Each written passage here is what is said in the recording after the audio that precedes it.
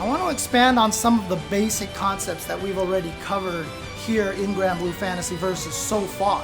For example, you have the 3 attack buttons, which are light attack, medium attack, and heavy attack. The one thing that I want to mention in this game, however, is there is a concept called proximity attacks. And what this means is that the attack that I use will change depending on how close I am to the opponent. So from over here, you can see my heavy attack is this swing. However, if I walk right up next to Catalina and hit heavy attack, suddenly I perform a downward chop. Same thing with the medium attack. I do this straight swing, but up close, I now do an upward swing. With light punch, I will punch with a straight punch. With light attack, I will be attacking with a straight punch, but up close, I do just kind of a backhand fist. So this is something that you want to keep in mind, is that at different ranges, you're going to come out with different attacks. And you can see that the give is pretty short. You have to be pretty close to be able to trigger the close-up attack, the close version of your normal buttons. This is going to be very, very important as you go on, because this is going to be a huge factor in the auto combo mechanic, which I will be talking about in a little bit. Note that the crouching buttons do not have any sort of proximity differences, that they are going to be the same no matter what, how close you are. So this is light, and even up close, this is still crouching light. Far away, crouching medium is that. Close up, crouching medium is that. Far away, crouching heavy is this. And close up, crouching heavy is still this. So keep that in mind when you are playing this game, that when you get up close, you have access to a different set of attacks when you are up close to the opponent. The reason for that is something called auto combos in this game. Every character, say hello to my cat Jasmine, every character in this game, if they are up close to the opponent, has access to something known as auto combos. I'm going to turn off blocking for Catalina, and what you see is when I'm close up to them and I press a button and I keep hitting this button, no matter, I can do this really fast, my character will automatically string together 3 attacks in a row. So the follow-up is a knee and then a hopping downward slash. Now, the way that this game works is it doesn't matter which close-up move you start with, nor which button you press afterwards, you will always come out with the same auto combo. So I can start with light and then keep hitting light, and I come out with knee into downward slash. If I hit light and then medium and then heavy, you'll see, same thing, knee into downward slash. If I hit heavy, heavy, heavy, although I start with my close heavy attack, knee into downward slash afterwards. If I hit heavy, medium, heavy, same thing, knee into downward slash. Heavy, heavy, light.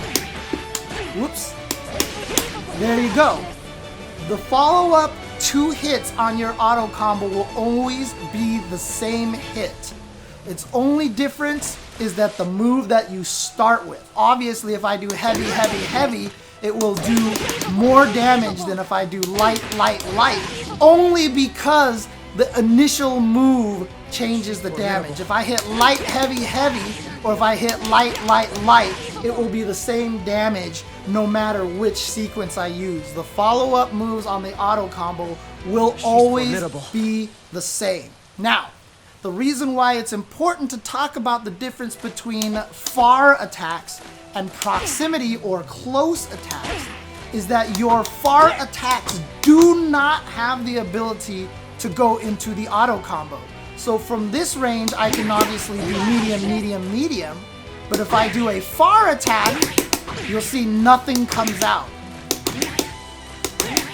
And if you're wondering why this is because by game design, they want to reward you for getting in on the opponent to be able to do more damage. But from farther away, they don't want to reward characters from hitting super far away and being able to go into their auto combo. From here, it's more about neutral. These are fighting game concepts that you'll hear about a lot. Neutral, footsies. If you want to learn more about what neutral and footsies are, you can check on youtube.com/UltraChenTV, this channel right here. Look up more First Attack episodes, and I talk all about neutral and footsies in the First Attack series. Long, complicated topics, but a lot of good information geared for beginners in those videos. But in general, when you are far away, you will be doing one attack at a time.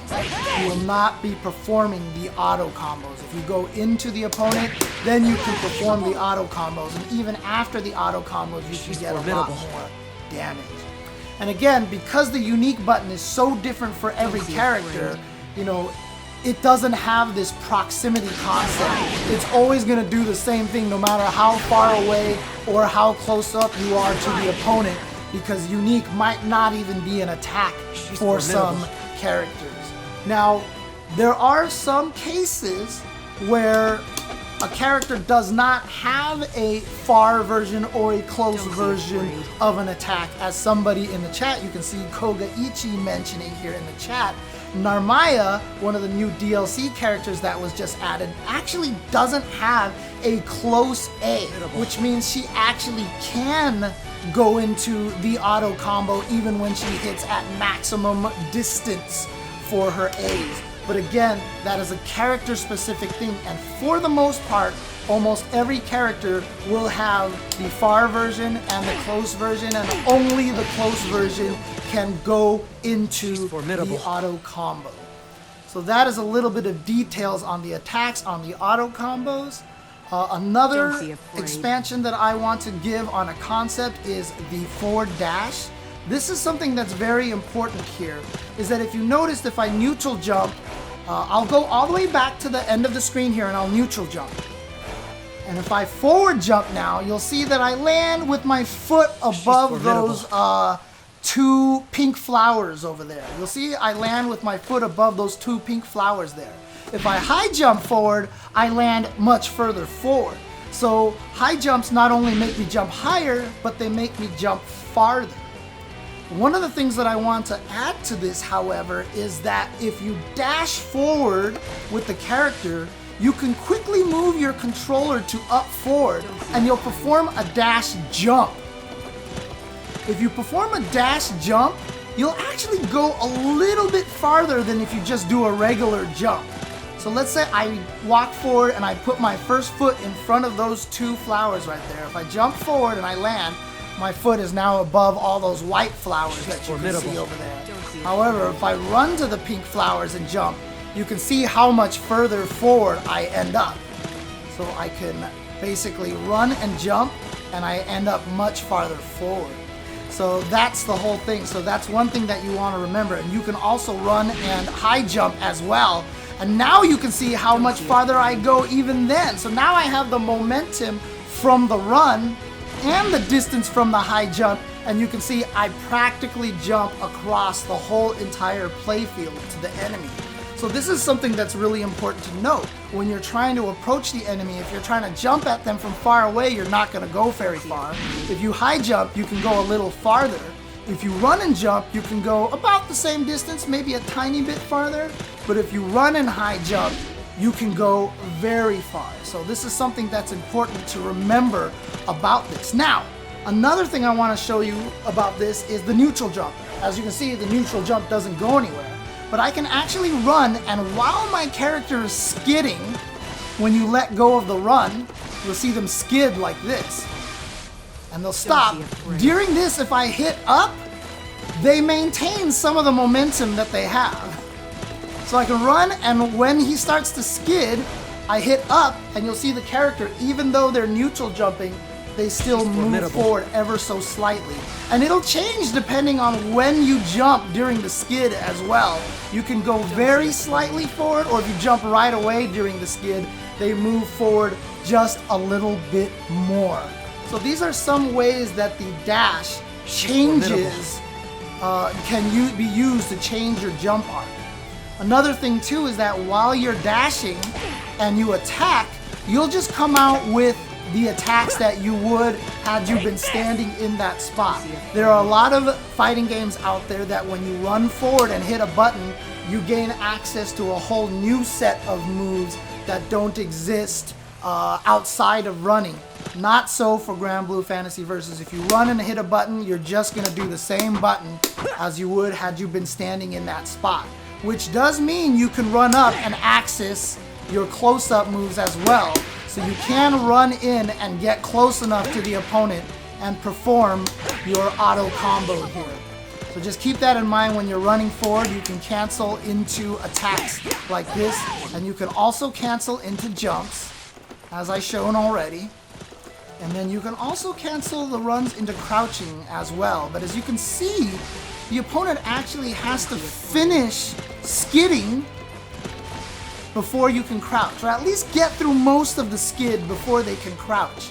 So this is dangerous. What you have to be careful of is when you're dashing forward and you let go, there is a little bit of that skidding period that your character has to commit to before I can start walking backwards, before I can crouch, before I can even start walking forward a little bit.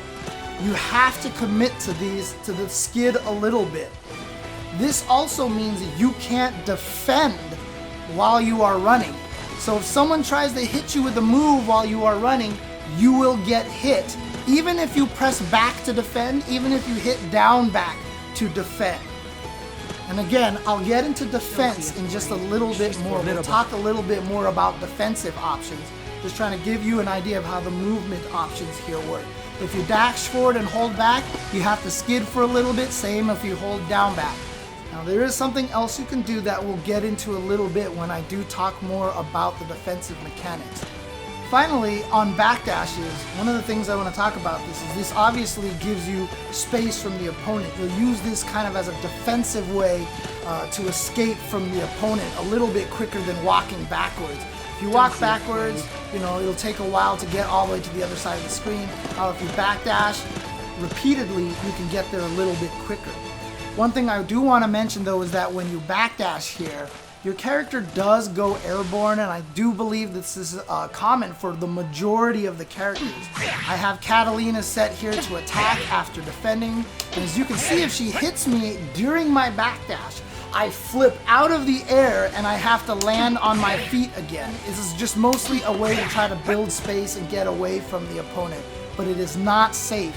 In a lot of fighting games, backdashing up close next to the opponent is a good way to escape. There's usually invincibility inside of it, and in this situation there is not. It is mostly just a way to build distance at certain ranges. For example, here I can escape the poke from Catalina and get away in time.